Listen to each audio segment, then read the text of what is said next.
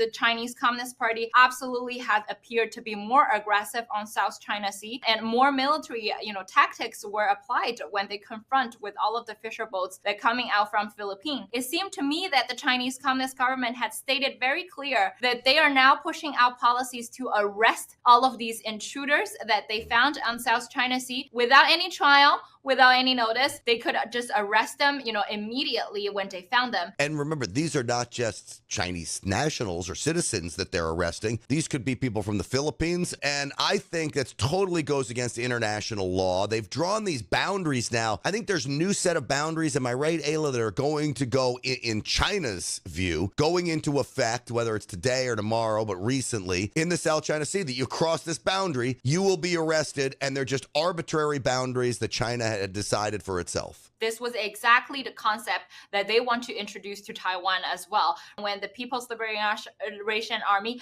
made an announcement saying, if the United States did so, or if Taiwan did so, then the Chinese Communist Party will be attacking Taiwan as a defense for the national security of China. And this was exactly the boundary that the Chinese Communist Party also want to establish with Taiwan as well. If, any of these arbitrary boundaries has set up and had been made and announced very clear with the People's Liberation Army and the Chinese Communist Party, an attack and an invasion of Taiwan will be inevitable, because that marked as the signal of the CCP to launch and such attack of Taiwan. Yeah. I also worry for what could happen if somebody makes a wrong strategic decision and it sparks something even bigger. They approach the wrong boat. They approach an American vessel. Something happens that sparks something bigger. This is all of China's aggression that is playing out.